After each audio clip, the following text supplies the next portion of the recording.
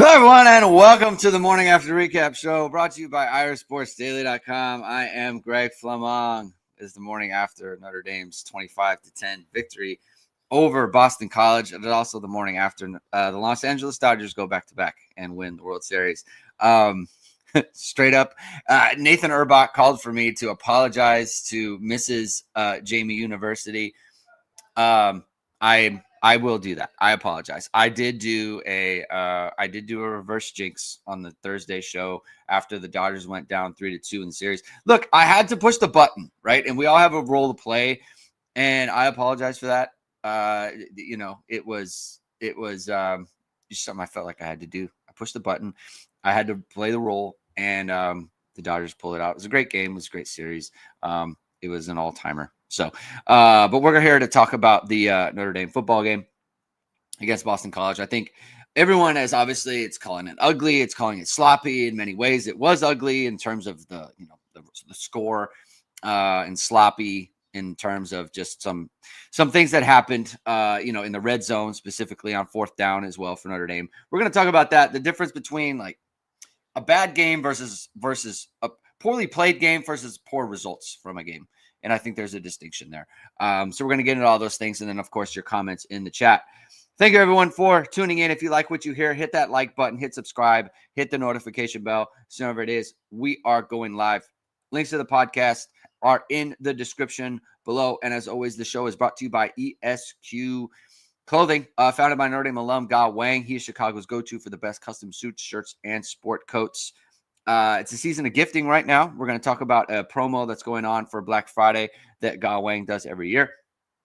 They're helping to get your husband, your father, your son, nephew, and even the unlockable uncle some style for the holidays. Known for their next-level craftsmanship using the finest fabrics, ESQ has introduced a 100% Pima cotton T-shirt to go along with this award-winning bamboo dress shirt, available for purchase online.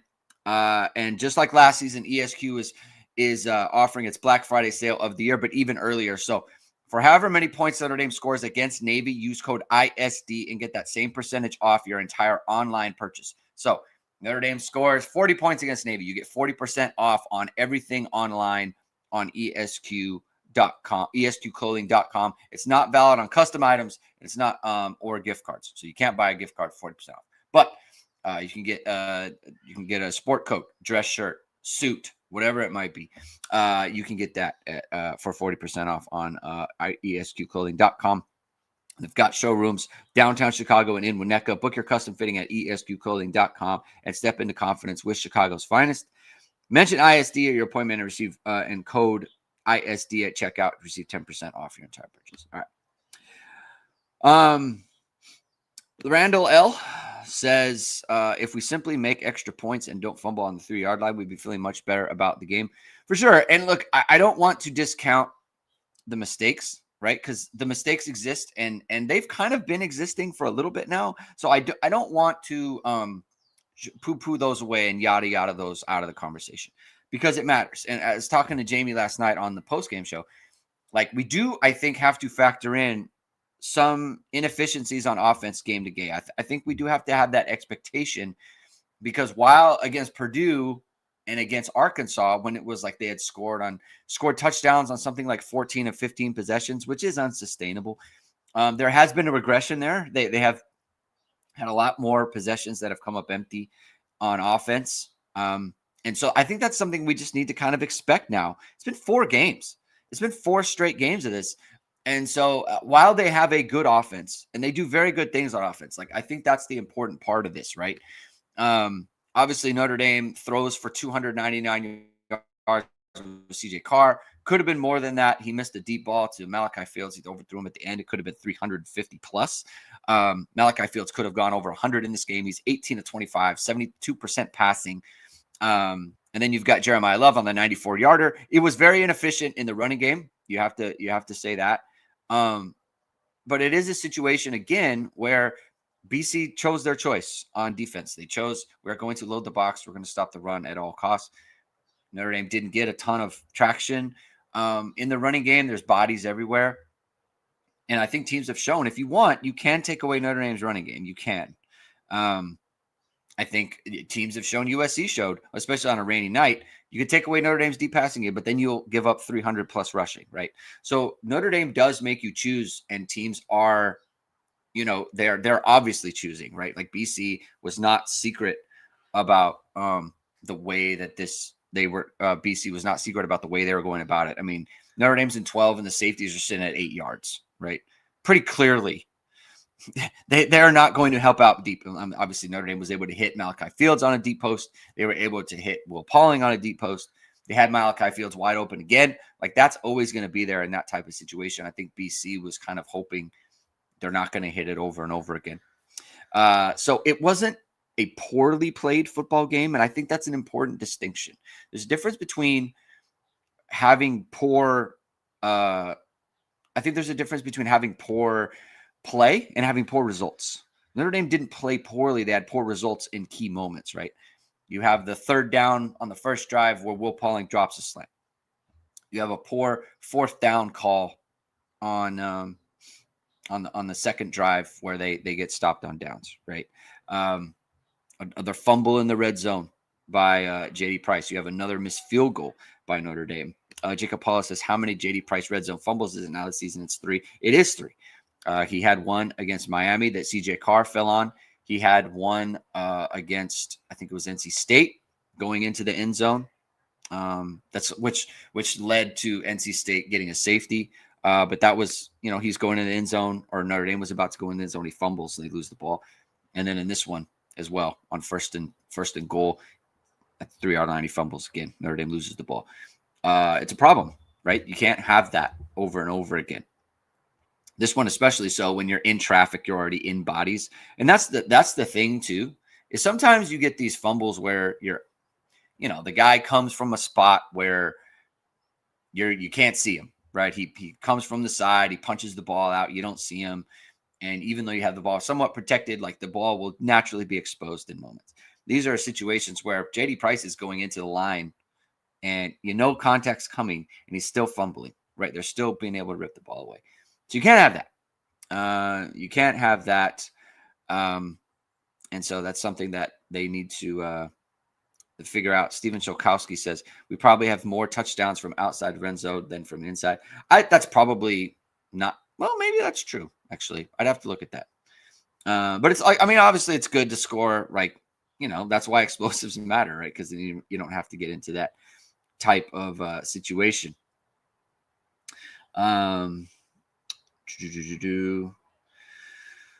Jason R says, short yardage still an issue. Few times BC ran it out of the spread formation on 3rd, 4th, and short with success. Does Notre Dame need to try that, or heavy packages don't work? They do have to mix it up. I think in some situations, like, they just simply cannot push the defense for whatever reason might be. Obviously you have Sullivan Absher, who's new, right, at left guard. And then you have Otting, who's new, and then Gerby Lambert's not new, but he's in replace of Charles Jagusa, right? So they're down players. They pass blocked really well yesterday, those 3 guys, but they didn't get a great push in the running game. Obviously, I have to go back and look and see what the issues were with the offensive line. But I do think, Jason, that I think Matt Freeman is a big proponent of spreading him out on short yardage like that. The problem is you really want to do that just generally, right? You want to do that when your quarterback can run, because now the numbers are really in your favor when you do that. You can pull it and run the ball. CJ Carr was obviously mobile, but he's not really trying to be a runner. He wants to be a distributor, and that's fine. Just, my guess is we're gonna feel like it's an issue all year. It's Notre Dame's played 8 games, so that's on there. Sergio says, what happened to the reverse sweep calls using misdirection a la Harris and Faison last year? I think you're talking about Jets. Obviously that's something they could do, right? I don't with Will Pauling as well, right? Like, I think that he could execute that. Ironically, Notre Dame tried something like that on the fake punt with Jeremiah Love, where they faked it around the corner. Jeremiah Love maybe just juke the linebacker and get the first down, cut up field and get the first down instead of jumping. That was weird. It was one of those things like, no, you don't need to jump in that spot. especially when you're just one-on-one. But they did do that, and it didn't. I mean, it certainly wasn't wide open like you would like. So that's something to consider. Jacob Hollis asks, at what point does Notre Dame start going for two everything and going for it on fourth instead of opposing 40-yard line? Obviously talking about Notre Dame's kicking struggles. I mean, you're kind of close to there. I mean, the thing is I'm sure Marcus Freeman, like, he goes to practice and he watches these guys, like, he knows they can kick extra points. It's like you should be able to just kick an extra point, you know? Like, you shouldn't have to go for two all the time. I would say on field goals, I mean, in that situation, there's 1 second left. I mean, you could make the case, though, and I was thinking, whatever percentage chance you feel like the ball is of going through the uprights on that kind of field goal with Eric Schmidt, like, I just had no confidence he was going to make it. To me, you have a better chance of scoring if you just throw a jump ball to Raritan or Malachi Fields in that spot. The percentages have to kind of be in your favor in a way. You get a penalty. You know, I mean, it was less than 50% he makes the field goal. He could, but it just, that was one where I was very like, man, I don't know if you need to kick this field goal here. Extra points, just like, kick the extra point, man. Like, demand it. Demand that you make an extra point. So it's got to get worked out. It's got to get worked out. I don't know what the fix is. I mean, obviously, Marty Biaggi is feeling the pressure to fix it because he's the special teams coordinator. It's just like, I mean, obviously, there's some sort of mechanical issue, right, with Noah Burnett or something with his hip, and he's overcompensating. You can't. I mean, these are extra points. You got to be able to make them. So it's got to get figured out. It's got to get figured out. Randall L says, is our only misdirection running counter? I'm just trying to think. I think so. I mean, obviously they have stuff in their arsenal. For whatever reason, they haven't done it. I mean, obviously that's a Mike Denbrock thing. Maybe it just doesn't look good in practice or whatever it might be. I mean, they could. I'm not against it. So I don't see why they wouldn't, other than, you know, it's something that they got to get figured out. BG, how do we feel about the defense? I feel fine about the defense. I think when we go back, and it was just my impression watching, I think when we go back, we will notice that BC did most of their work against Notre Dame in zone, specifically to Bond, the wide receiver Bond. He had 8 catches for 92 yards. When Notre Dame was in zone, I thought BC had a good plan for that. I thought Notre Dame wasn't very aggressive with their zone, and I didn't think they didn't really disguise it very well. I don't mind playing zone, but like, you can do it in a way where the quarterback isn't sure what kind of zone it is. I thought Notre Dame was relatively soft on zone. Again, especially in second and long, that was kind of surprising. But BC couldn't run the ball. They had, let's take out sack adjusted, right? So sack adjusted, you remove the sacks. BC ran for 45 yards, 1.7 yards per carry. Richard, their running back, had 16 carries for 26 yards, 1.6 yards. So that's not going to get it done. So that's not good for them.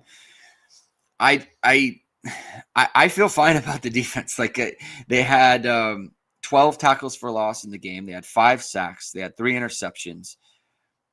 Like, those are obviously good numbers. Again, if Notre Dame has 45 points in this game, which is available to them, then, like, I don't think anyone's thinking anything about the defense, right? Like, they didn't give up points until the end of the second quarter.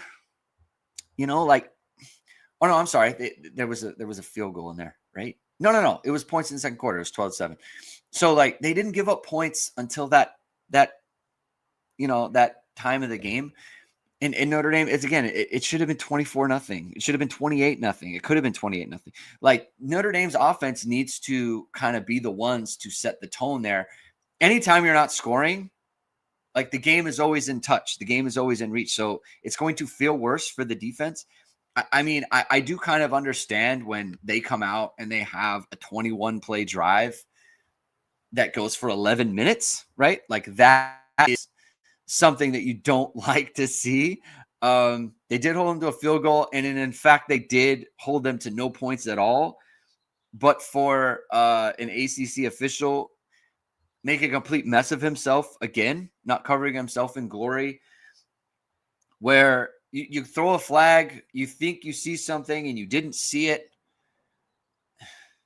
You just can't have that. You can't have that. And it needs to be a situation where, like, I know, and I said on Twitter, like, they got to be able to review these things. But even if they reviewed it, they still wouldn't get it right, probably, because review is a mess also. It's just a problem in college football right now that needs to get sorted. So Notre Dame did get off the field there, right? They did come up with the stop in the start of the third quarter. They had a situation where it was third down. Notre Dame busted a coverage when Zachary and I think it was Devontae Smith there wasn't a clear communication of who was taking the tight end on their man coverage versus Tripp's bunch. So they got a first down on that, which was a pretty big play. And then BC, every time they were able to get it to like 3rd and 1, and they would run for a first down, or 4th and 1, they would run for a first down. And so, it's a 21 play drive. Obviously, you're not gashing Notre Dame there. So I think that was just kind of a bad series. But beyond that, I thought they were fine, right? I think we'll go back and there's more good plays than bad plays. I thought Drake Bowen played a great game. The linebackers were I think 4 of the 5 highest graded players on the defense were linebackers. Drake Bowen, 14 tackles, KVA, 9 tackles, Osbury, 5. Let's see, Tay Johnson, 5. Tay Johnson, 2 picks in this game, obviously. Ironically, it was Snead who was a fairly highly graded player. I mean, he forced a fumble. He had a tackle for loss. He had a sack. He obviously had a very bad penalty at the end that he got pulled for. I mean, he got pulled out of the game, right? So obviously, Notre Dame's not going to tolerate that sort of thing. It's I don't have concerns about the defense. I think the same way that the offense, you can kind of expect now that they're going to be inefficient. I think there's an expectation now that the defense is going to hold teams down. You give up 10 points in a football game. That's not the worst thing ever. Especially when you're playing a team you should score in the 40s, and they did it. So I think the defense is okay. If you have a specific question about that, I can obviously address it. We can go into a little bit more detail. As a whole, I think the defense played a good football game. Vamos Irish says, saw lots of shovel passes work for other teams, need to incorporate with Faison coming across. Yeah, I mean, this is kind of the portion where there's something wrong with your team, right? Whether it be, short yardage, or we're talking about misdirection here. This is kind of the point where we can start brainstorming all sorts of things Notre Dame could try. They're not doing whatever it is for reasons that we don't know about. And so they just gotta get better at it. They're too good of an offense. They have too many weapons to be bad at any sort of aspect of it specifically, right? It's not like you have to be perfect at everything, but like the inefficiency in short yardage is kind of silly when you consider you have 2 really good running backs, you have a good tight end, you have a good quarterback, and you have good wide receivers. Like, you have all these good pieces, you have good offensive line. There's no reason for Notre Dame to be inefficient at any part of the game on offense. So the fact that is like they're not calling the right plays, they're not pushing the right buttons. It's something that can be solved, but since it hasn't been solved, that's going to be my expectation going forward. Is kind of how it is, right? So we can only evaluate what we're seeing, and I'm not saying the shovel pass won't work. I'm 100% not. What I'm saying is Mike Denbrock has lots of stuff he can run. He has lots of ideas, and maybe he should do that. But holistically, in the grand scheme, you have too many good parts of your team to be bad at any one thing. And right now, they're just not very good at short yardage. Robert Halicki says, good morning, everyone. I don't feel much better about it this morning. I'm guessing 14-16 on Tuesday. Well, who's jumping them? Because Vandy lost.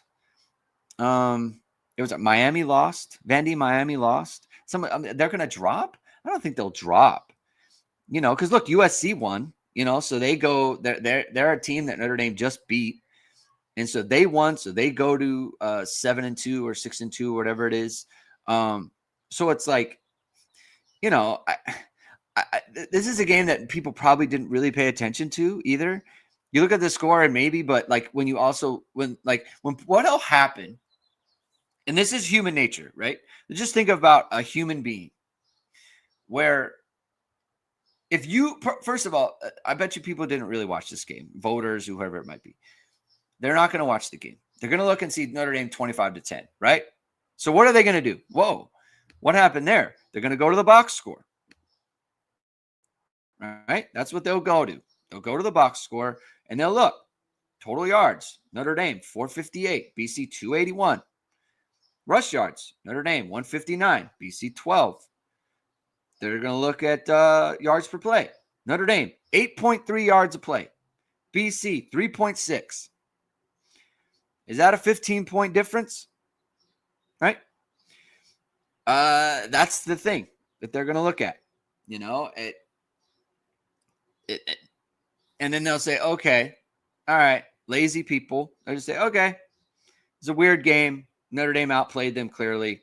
We can move on. They're still good. People think that Notre Dame is good, so they will go to that prior, right? So, maybe they do drop. I don't know, but I'm just saying, like, who's going to pass them? Oklahoma, maybe, but like Tennessee was 14th. Tennessee was already below Notre Dame, so I don't think they'll drop. If anything, they'll move up. Scott says, surprised on Jamie's take on D last night. Last drive of the first half in the 20-play 8 minutes abortion. Oh my God. To start the second half shouldn't happen against a team as bad. Well, first of all, you say backup quarterback. He is their better quarterback. And so backup, whatever, he's better than Lonergan is. There was an injury to him, and I don't think they wanted to play him. Lonergan was a disaster. And so they went with the kid. But he's better than Lonergan is. So, first of all. Second of all, we say things like shouldn't happen all the time. Shouldn't happen. Oh, that shouldn't happen. Teams give up drives, man. Like, it was weird. Like, it was a weird situation. And then they give up the drive and they get off the field, but for the referee disaster. And then after that, they give up nothing. It's totally fine. I mean, they would have been off the field again, but for, penalties, weirdness. They had a touchdown. They had a touchdown taken off the board on defense. It's not good. It's not good. So I agree with Jamie on that, is I guess the best way to put it. Vamos, Oscar says, do we need to change the holder? I mean, maybe. I don't know. You should be able to kick extra points. I don't see anything wrong with the holding. Chris Mack says, good morning, Greg. Good morning, Chris. Thank you for being here. I appreciate your attendance. Robert Halicki has us playing the Sun Bowl. I mean, like, bowl eligible, 6 wins. Ken M says we need Justin Yoon back. Is this Matt's is this Matt's burner account on YouTube? Matt Freeman. He's always talking about Justin Yoon. Drew Hannon 2862 says, question about the reviews. Why does SEC allow us to hear the review process for games on ESPN except for Notre Dame? I think it has to be 2 ACC teams.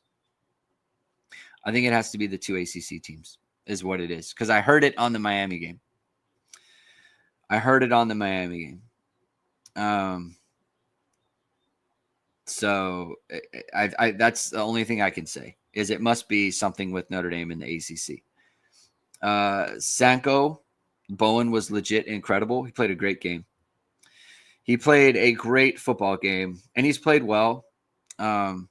He's played well for a few weeks now. And by the way, I wanted to point out too, in the spirit of fairness, after the Miami game, there was a lot of discussion about the captains, not stepping up, that sort of thing. Obviously, Billy Stroth is hurt, so he couldn't play in this game. But I would say he stepped up. He's been stepping up. Drake Bowen's captain, stepping up. Adon Schuler, captain, stepping up. He was great against USC. He got an interception last night. Again, he had another tip ball that led to the Tay Johnson interception. So he almost had 2 picks in this game. Tay Johnson gets the interception there. So he's playing well. Will Pauling is obviously stepped up. He's a captain, so he's doing very well in his captainship. And I guess who else is there? There's Donovan Heinisch, who we believe is playing hurt, right? Let me see his snap counts, because I think he was low again on the snap count yesterday. So I think he's got an injury he's playing with. Let me go back here and see. Donovan Heinisch, 42. I played a good amount of snaps, actually. Played the most snaps. Man, we got to monitor. You know what? We're monitor. I'm going to go back and look at Donovan Heinisch specifically, because I thought he played less snaps because I didn't see him as much out there. Onye, 35. Dawson, 36. Burnham played a great football game. What a great game from Josh Burnham. 5 total pressures, 3 quarterback hurries, 1 sack, 1 hit. So we're monitoring. We're going to monitor the Donovan Heinisch situation. We do think he's hurt, though, just because the burst isn't there usually that we see it. There's always a size problem, but there's a burst issue going on with Donovan Heinisch. So we'll monitor. We'll keep that in mind. Robert Halleck says, I'm really surprised how well BC stuffed our run game, and I know they stacked the box, but we need to be able to get 3, 3rd and 1, 4th and 1. I would say that I mean, to some extent that's true. If you're going to go heavy, you can't be getting stuff for like no gain all the time. There's too many no gains. If you're going, because look, you're going heavy, right? And any team, anywhere who goes heavy knows, oh, the defense is going to stack the box, right? That's what heavy means. You do need to be able to get it. So that's a fair take. That's a fair take on that.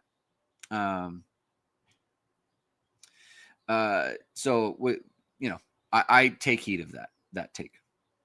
Jason Warnock says Snead was playing so well. He has to control himself. I know. It's so unfortunate. He was playing really well. And I'm sure he feels bad. It's just one of those things, like just one last shove, and then the quarterback kind of flop into the bench. But like that crew, because it's look, listen. I thought the first roughing on CJ Carr was legit, because I know Brock Osweiler, I agree with him that he didn't hit him that hard, but he shouldn't have touched him at all. And then he kind of put his helmet into his chest a little bit. You don't need to do that. You don't need to touch him, period. The second one they called on Carr when, again, the guy kind of bucked him with his helmet just a smidge. And I think the ref didn't like that, so I threw the flag. You don't need to do that. You don't need to throw the flag there. Come on. You don't need to do that. But that being said, after they called those, you cannot touch that quarterback, period, when he's going to the sideline. That was 100% coming out. And that's why Marcus Freeman, he got on his player, right? And look, they'll move on from this, right? Notre Dame's got Navy next. Jalen Snead's going to play a huge role against Navy. He always does. So he will move on. It was a bad play. Don't like it. Notre Dame will move on. Jalen Snead will move on. Robert Halleck, he says, if we have a game with bad outcomes like this, Pitt will beat us. We will be playing them, the ACC refs, and the turf and Pitt. Yeah, I mean, yeah, got to play better, right? Got to play better against Pitt. But I expect that they will. Do you think they won't? I think they'll play fine. I mean, look at NC State, right? They played better against NC State. NC State put 48 on Georgia. By the way, Georgia Tech. Here's the thing, right? If you're a voter Notre Dame beat NC State 36-7. Okay. Georgia Tech lost to them 48-36. They gave up a 48 spot. Georgia Tech has no wins to speak of. None. Like Notre Dame's win against USC is better than Georgia Tech's. So Georgia Tech's best win. So it's like, is Notre Dame not going to jump them? I feel like they should drop, right? That's a bad loss. It's a 4-4 NC State team. They got 48 points. Notre Dame beat them by 29. So I don't see them falling that far. I don't see that falling that far. Oscar says, my biggest concern was that third quarter opening drive where BC had the ball for about 57 minutes. Yeah. And as pointed out, right, Notre Dame inefficient, right? They gave up the drive to start they gave up the drive to end this first half, and then they gave up the drive to start second half, right?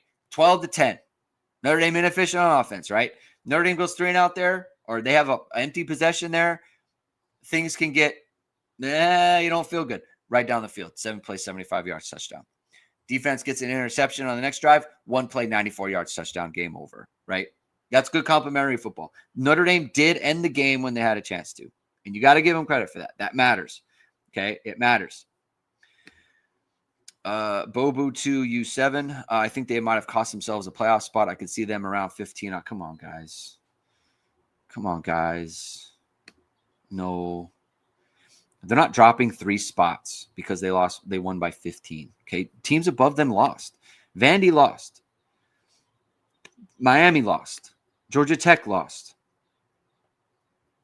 They're not doing that. Chris Max says, do I think Notre Dame's using Love too much? No. Give the ball to your best players. 100%. Just hand it to them. Give it to them. 94 yards. Senko, do you feel like anything was fixed during the bye week? Fair question. This wasn't a fix. Honestly, like I think the bye came at a good time. Just for the fact that they needed it, but the opponent they played out of the bye was not a good thing.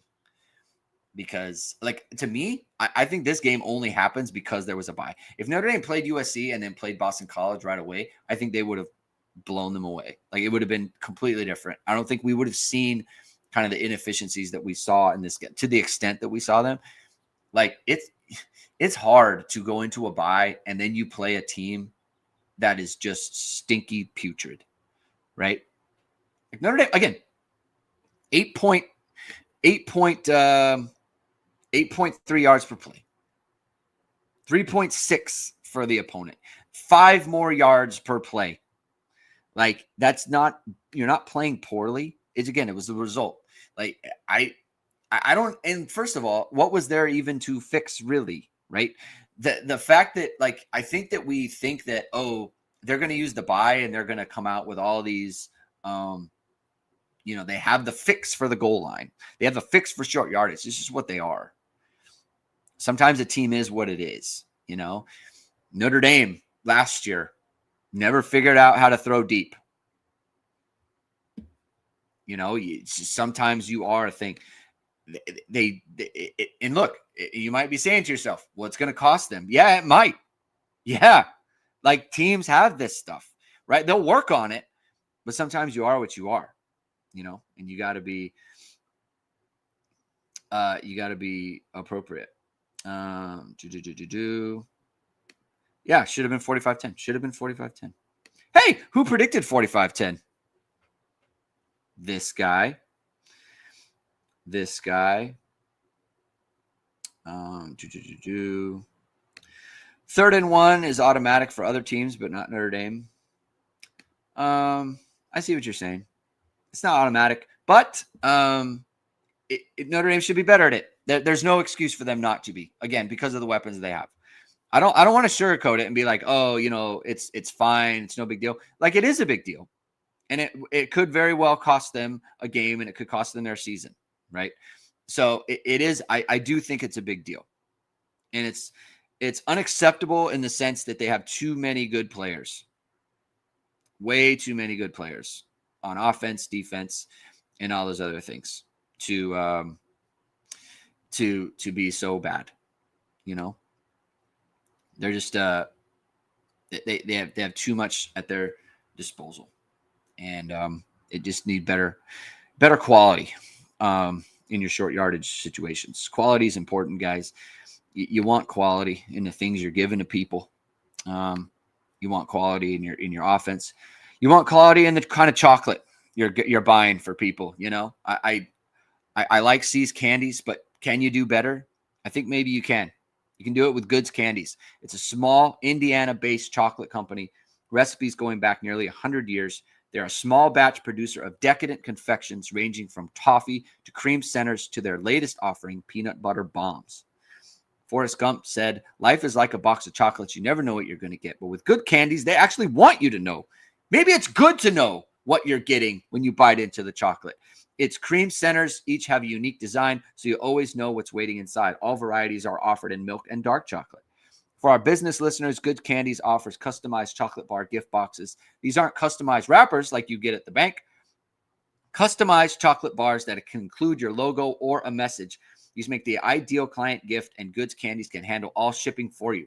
Their website is www.goodscandies.com. Viewers can save 20% off for the end of the year with promo code ISD. That's 20% to the end of the year with promo code ISD. Place your order online or reach out to Goods Candies at goodscandies.com with questions.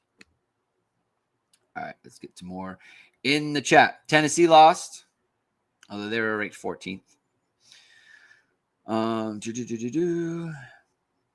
Denbrock, Larry says Denbrock not exactly creative. See, the thing is, he is creative, which makes it even more kind of weird. Jacob Paulus said, did anyone else think the J-Love stare down at the Notre Dame sideline on the long roam and telling the team to wake up? Maybe. Larry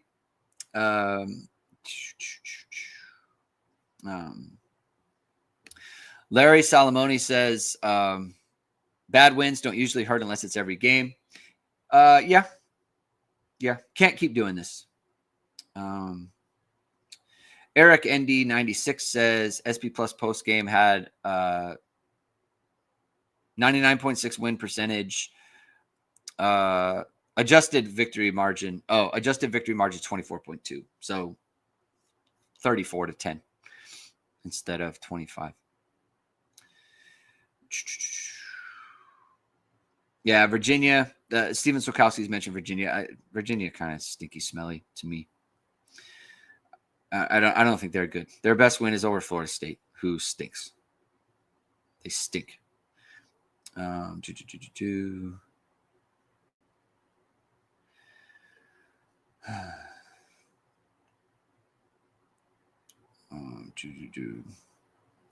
know that. So Bobu says we're in a one-score game at a 1-7 ACC. What do you mean bad wins?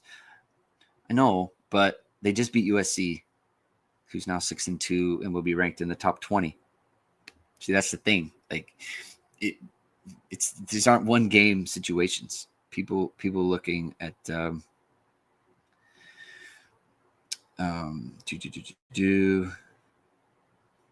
was a going through the motions game. Senko says Tay Johnson is unbelievable. Seems like a first-round talent one day. He honestly has the skill set for sure. It's just a matter of mastering kind of all aspects of the game, kind of like Xavier Watts did. And that's what's special about Xavier Watts is like he showed flashes at times, and then he literally mastered every aspect of the sport at the position, which I am super impressed by because it's very hard to do. And Tay Johnson, like he has the physical ability that he has the physical ability of I don't want to say Kyle Hamilton because that's not the answer, but like someone who's a first round talent, like someone like Malik Starks, for example. Like I think he has that physical skill set. He just got to put he's got to put him away. Jacob Paula said Burnham had a sack too. I refuse to acknowledge that ghost face mask. For sure. He should get credit for that. He should absolutely get credit for that. Let me get to here we go. Super chat here. Thank you for AO Schaefer. For super chat. Is Burnham just finally getting healthy? Can't remember even seeing him for the first half of the season, and now he's playing with so much power. Looks almost like the OSU ends from last year. It's a good comment. Thank you for the comment. Thank you for the super chat. Jamie's talked about this extensively. He's thought that Burnham was hurt for a lot of the season, and so he's talked about a good amount about that. And I mean, he looked healthy yesterday. I mean, he looked amazing. Like you point out here, the power he played with. Again, everything he did was in the backfield. Tackles for loss. Again, he had the sack, which was taken away. Erroneous. It was an erroneous call. But, you know, obviously that's huge for Notre Dame for able to get. Because here, the other part of this, too, is you want your upperclassmen to be performing that way. It's good for a locker room. It's good for a locker room for someone like Josh Burnham, who's an upperclassman, who's a senior, to step up and make plays. It's hard to quantify what it is, but when your older guys are the ones who are like sitting in the back and not really doing anything, but they're kind of grinding, and then, you know, someone like him gets healthy. Because here's the other part. He's been busting his tail on special teams all year, right? These kickoff returns by Jadarian Price, like Josh Burnham has huge roles in those. And so now he comes in and he's healthy, and it's like, okay, now I'm going to go make plays on defense. It's huge. It's very important for the locker room. Very, very important for locker room.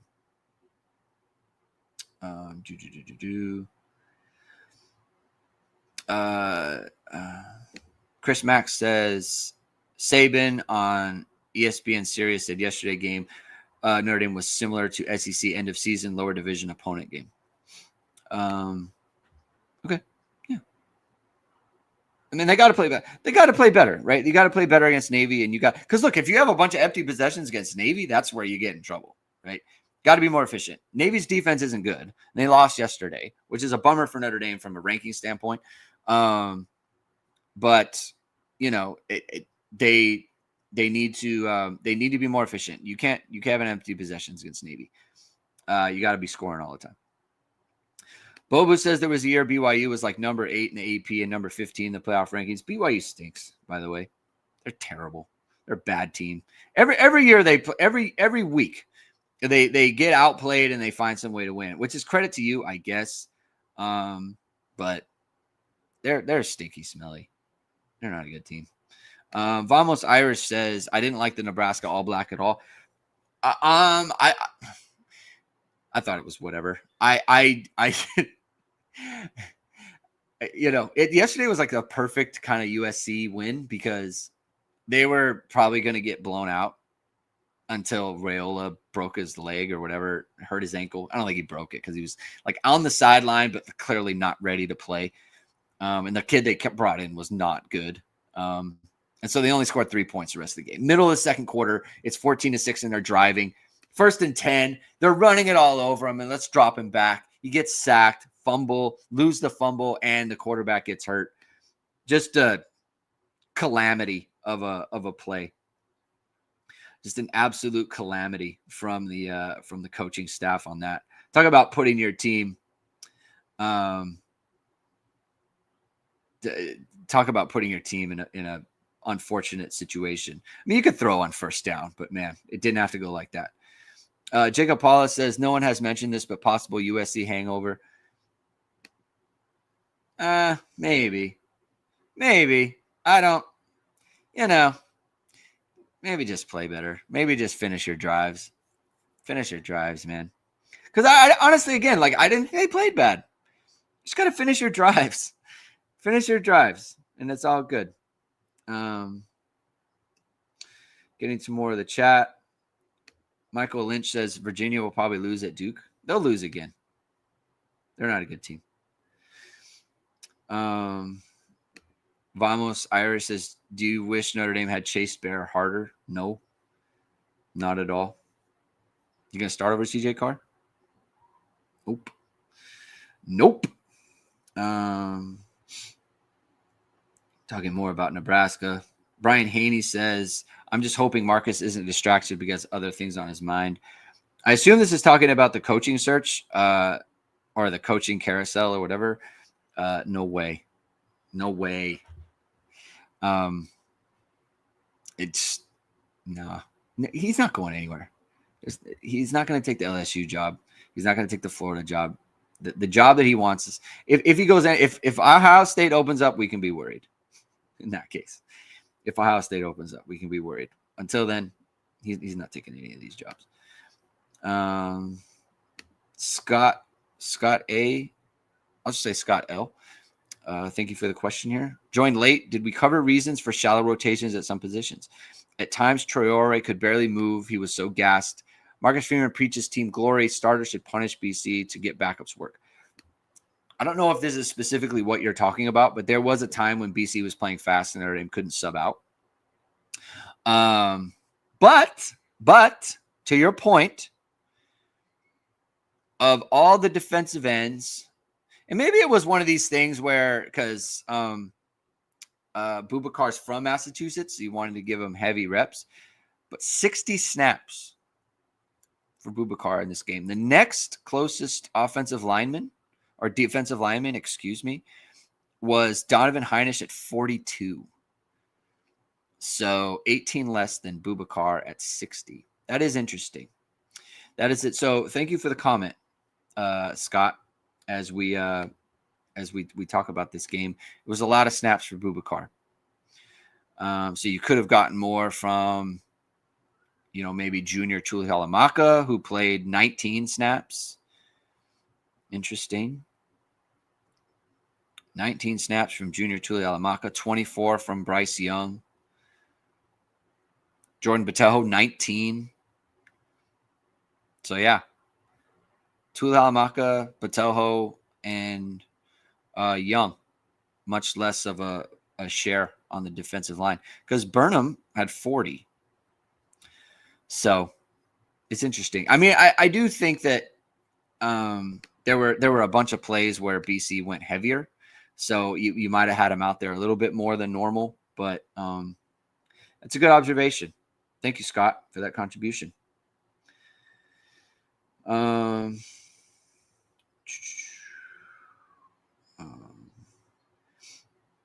I don't know who we're talking about with this NFL stuff.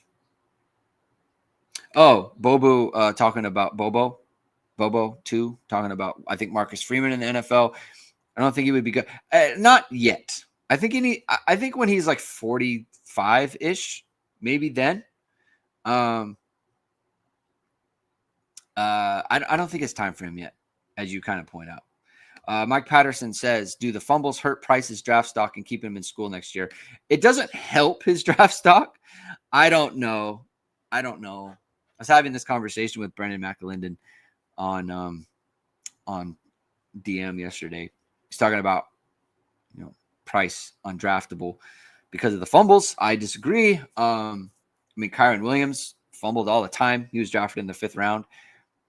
And another reason why he was drafted in the 5th round is because Kyron had some of the worst testing numbers possible for a running back. So that's tough. So I don't know. Look, listen, if he goes in the 2nd round, then he's going to come out. There's talk about he's the 3rd running back on the board. If that's true, he's going to come out. And he should. Chris Max says, taking bets on Carr Heisman in 2026, already got 5 Penn State fans. I mean, he's going to be one of the favorites for sure. 100%. Tom McLaughlin says, I don't see Indiana having a letdown. Freeman's teams play to the level of competition. Yeah. Okay.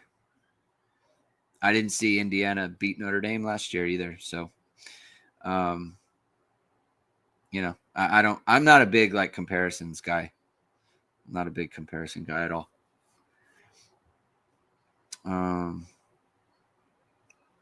Envy Irish says, does it still count as a Heisman moment if it happens against a 1A? Well, I mean, it's a combination, right? I mean, the game before he had 230 against their rival. It's he also had that, right? So it's a combination of all the things. Really, what you want to do is you got to accumulate numbers. Chief Brody. Okay, wonderful. So what's going on in the chat? I don't know why it doesn't show. I don't know why they stopped. Maybe I can fix that actually. I'm gonna see if I can fix it. No, I can't. I don't know why. I want to see your screen names. I don't want to see the thing. It's just because I don't. Some of you, your screen names are what it is. I apologize for that, Brody. You're always here. Alakino says, I'm just happy this didn't turn into Marshall NIU. Could have. Mitchell Vahiluk says Notre Dame tied at 6 in updated SP plus. They're fine. Yeah, they're good. They're a good team. They're good. Robert Halicki says, if Price leaves, do we hit the portal for a running back? I think yes. I think they will. As much as they may like Nolan James, like they can get a legit guy who's going to run for like 1,400 yards next year. With the offensive line, with the quarterback. If I was a running back, like if I was Hollywood Smothers, it's like I could go to Notre Dame and play for a national title, possibly go to the playoffs, or I could stay at NC State. I might do that. And I don't know anything about Hollywood Smothers. I'm just saying Notre Dame played them, so he's top of mind for me. I would make that move. Elevate your game, brother. You can elevate your pickleball game with H2 Pickleball.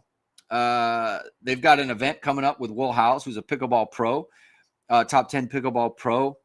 He's got a clinic on the Friday before the Syracuse game. H2 Pickleball, of course, is founded by Notre Dame alum Todd Hill. He's teaming with fellow alums Jack Gibbs and Will Howes, who's a top 10 pickleball pro, to bring Notre Dame fans to Notre Dame Pickleball Crew League. Besides football, what better way to connect and engage Notre Dame fans than through pickleball? Membership is free. Members will have access to special pickleball events and discounts. The next event, of course, like I mentioned, will be a Will Howes pickleball clinic on the Friday before the Syracuse game. Members can also get discounted tickets to the Syracuse game. Contact Todd at h2pickleball.com or 574-339-5195 to join the league. Be sure to visit the H2 Pickleball facility in Mishawaka when you are in town. H2 Pickleball is located at 55801 Evergreen Plaza Drive in Mishawaka, Indiana. Apollo 27 says, how about them Dodgers? Let's go. 2 straight. Vamos, Irish Oscar says, did Smothers get hurt? I think so. He didn't play yesterday, and then the backup ran for like 200. Not good for the Brent Keys. Not good at all.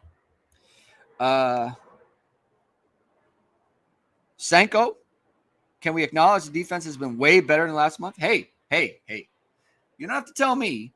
I've been banging this drum since the second half of Purdue.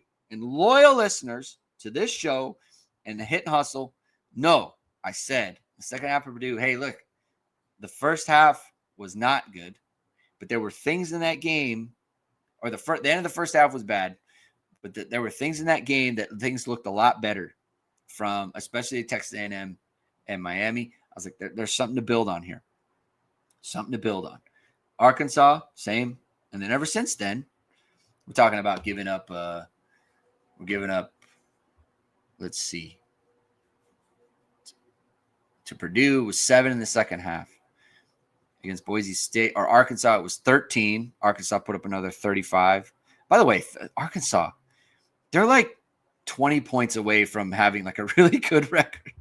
Every time they're winning in the second half and they find a way to blow it. You have 13 to Arkansas, 7 to Boise State, 7 to NC State, 24 to USC, and 10 yesterday. Not giving up any points. It's a good job. That's a good job. Robert Halicki talking about the portal. Running back, kicker, defensive tackle, wide receiver. Yeah. NV Irish says, speaking of pickleball, was looking for the game on ESPN Plus and came across the Ocho, some wild stuff in there. God, yesterday was such a disaster from a TV watching standpoint. So bad. So boo bad. Chief Brody says, what if Michigan beats Ohio State again? I don't know, man. That Ohio State defense is tough.